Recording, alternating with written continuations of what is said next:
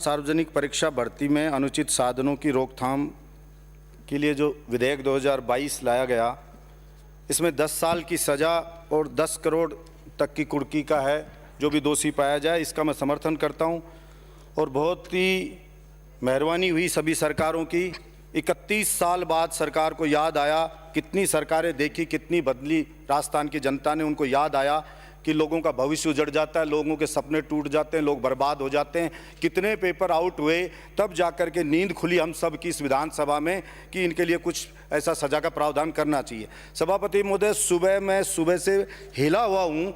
मेरे घर पे कुछ स्टूडेंट आए सभापति महोदय, उन्होंने कहा कि 1918 में जो ये पकड़ा गया था रामकृपाल मीणा, ये कह रहा था सिलेक्शन कराने के 8 लाख रुपए मांग रहा था बड़े भाई से, हमने दिए नहीं रीट के लिए ही। और यही बत्तीलाल मीणा अब एग्जाम हुआ तो पैसे मांगता रहा। और सभापति महोदय, हद तो हो गई। उन स्टूडेंट ने ये कहा कि जब इसको पकड़ लिया था ये बत्तीलाल मीणा को, तो रामकृपाल मीणा तब भी कह रहा था मेरा कुछ नहीं बिगड़ेगा, मेरी बहुत पहुंच है। और उसने ये कहा कि मैं माननीय सदस्य बिल पे बोले, खाली बिल पे ही बोल रहा हूं, ये तो बिल पे ही बोल रहा हूं सभापति महोदय। उसने ये कहा कि OMR सीट है जो वो भी नहीं आ जाएगी। आप एग्जाम दे चुके बच्चे को कहा 10 लाख रुपए दीजिए, हम सीट भी बदल दूंगा, इतनी मेरी सेटिंग है, ये उसने स्टूडेंट से कहा। और ये तक बताया कि एक IPS ऑफिसर जो जयपुर कमिश्नरेट में था, बच्चे उसका नाम नहीं जानते, उन्होंने कहा मैं फोटो बता रहा, हम शकल से बता देंगे कि वो भी उसके पास ऑफिस में बैठा रहता था, यानी कि IPS भी वहां बैठता था।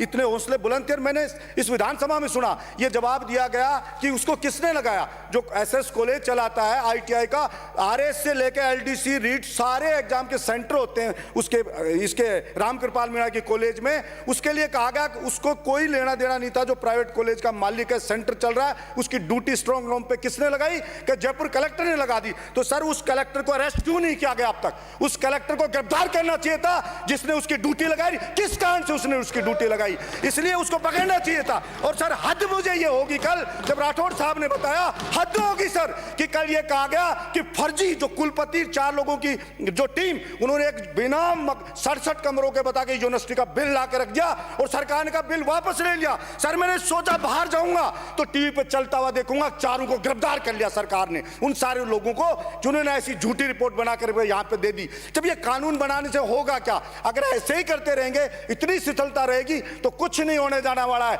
और लोग रो रहे हैं खून के आंसू, जो जिसके ऊपर बीत रही है उस स्टूडेंट को पता है। दोबारा कोचिंग की फीस देनी पड़ रही है, पहले कर्जा लेकर के आया था, जमीन बिक गई, गहने बिक गए, और उसके बाद में ये बिल पे चर्चा होती रहती है। होना जाना कुछ नहीं होगा।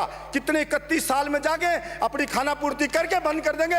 और इसके विरोध में कल मैं काले कपड़े पहन करके सूर्य उदय से लेकर सूर्यास्त तक सेंट्रल पार्क में बिना रुके बिना थके दौड़ लगाऊंगा, नॉन स्टॉप। इसके विरोध में पूरे दिन इसका विरोध करूंगा मैं कि सरकार उस कलेक्टर को गिरफ्तार करे, और सरकार वो कुलपति 4 टीम थी उनको गिरफ्तार करे, और सरकार जो ये जो दोषी हैं बड़े लोग, उन सबके ऊपर प्रभावी कार्रवाई करे। ये मैं सरकार से मांग करता हूं। ऐसे नहीं चलेगा कि बिल ला दिए, वो ला दिए, ये ला दिए, काम चल गया, ऐसे बिल्कुल नहीं चलेगा और ना बिल्कुल बर्दाश्त करेंगे। और राजस्थान के कोने कोने के युवाओं से हस्ताक्षर करा के लाके इस चीज के लिए मैं मुख्यमंत्री को दूंगा, चाहे 1 करोड़ लोगों के हस्ताक्षर करा के लाके देने पड़े, मैं स्वयं मुख्यमंत्री जी को दूंगा। ये जनता की मांग है, बलजीत यादव की मांग नहीं है, ये मैं कहना चाहता हूं। धन्यवाद आप सभापति। आपको श्री गुलाब चंद जी कटारिया।